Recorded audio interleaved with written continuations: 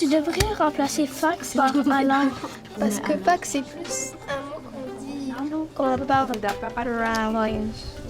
L'acte d'écriture n'est pas un acte solitaire, ou en tout cas pas exclusivement solitaire. Dans la vraie vie, les écrivains ont accès à de la rétroaction de la part des éditeurs, de la part de lecteurs.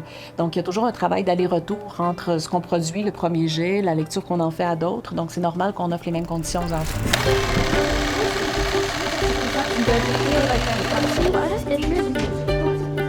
Les cercles d'auteurs, c'est une démarche collaborative d'enseignement et d'apprentissage de l'écriture, de la lecture et de la communication orale.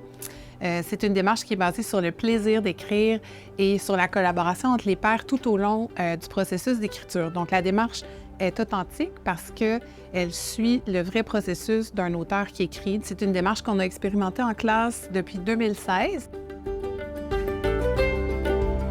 Avant de débuter, on va choisir un sujet qui va soit provenir d'un album jeunesse que je vais avoir lu et d'une thématique qu'on va avoir abordée dans la classe ou d'un déclencheur stimulant. Le but, c'est que les élèves soient motivés à écrire, puis le sujet peut provenir qu'on l'ait trouvé en classe ou même que ça vienne juste de l'élève.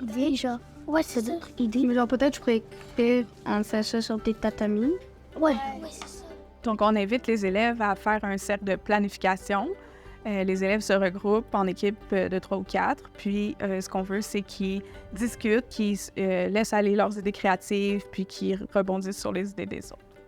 Par la suite, les élèves font la mise en texte. C'est le moment où on leur permet de façon autonome de rédiger leur texte. Donc, c'est là où ils mettent leurs idées sur papier. Ensuite, ils font le cercle de partage. Les élèves sont amenés à faire des commentaires positifs sur le texte des autres. Par la suite, il y a le cercle de révision qui consiste en fait à améliorer le texte. Les commentaires peuvent porter sur la cohérence, sur le choix des mots, demander des précisions peut-être sur le texte, puis aussi au niveau de la ponctuation, de la structure. Donc, le but, c'est d'améliorer le texte et qui consiste aussi aux 4 premiers critères d'évaluation dans la grille d'écriture. Pourquoi il y a des personnes qui ont des blancs et les autres ont des bleus?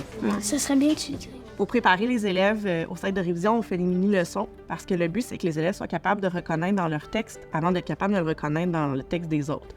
Donc, en décontextualisant les petites tâches, bien, on y arrive plus facilement. Par la suite, il y a le cercle de correction. Là, à ce moment-là, on va s'occuper de l'orthographe et les accords. Donc, les élèves vont essayer d'aider les autres à corriger leur texte. Encore une fois, on va travailler par mini-leçons, on va faire de la modélisation. On va travailler avec le code de correction, les régularités orthographiques, donc tout ce qui peut aider les élèves à mieux se corriger. En fait, cette rétroaction-là que les élèves reçoivent pendant les cercles d'auteurs enlève du travail à l'enseignante parce qu'elle devrait enseigner ces éléments-là individuellement, de cette rétroaction-là individuelle, et elle n'a pas le temps de le faire.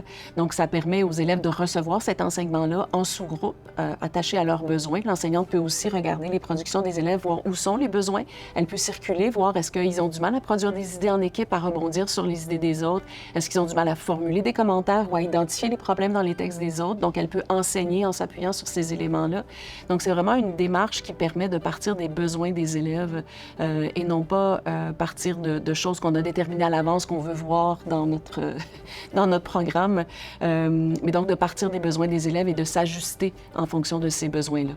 Donc, finalement, il y a le cercle de diffusion. Dans le fond, nous, on l'a vécu avec la fête des auteurs. On a permis aux élèves d'afficher, dans le fond, le texte dans un local, puis les élèves de l'école ou les membres du personnel viennent pour lire les textes qui ont été produits durant l'année. Les cercles d'auteurs nous ont vraiment permis de développer une belle collaboration ortho-enseignante.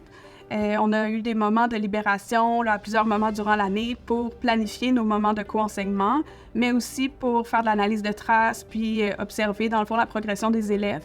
De cette façon-là, on a vraiment pu arrimer nos pratiques puis s'assurer que les élèves reçoivent le meilleur soutien possible.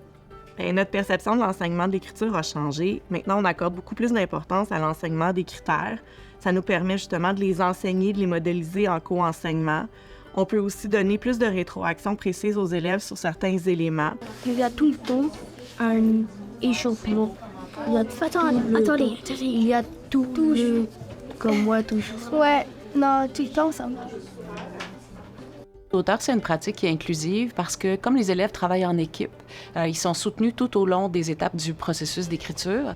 Pour l'ensemble des élèves, on a remarqué qu'ils sont capables d'appliquer, dans le fond, ce qu'on leur enseigne dans une tâche concrète.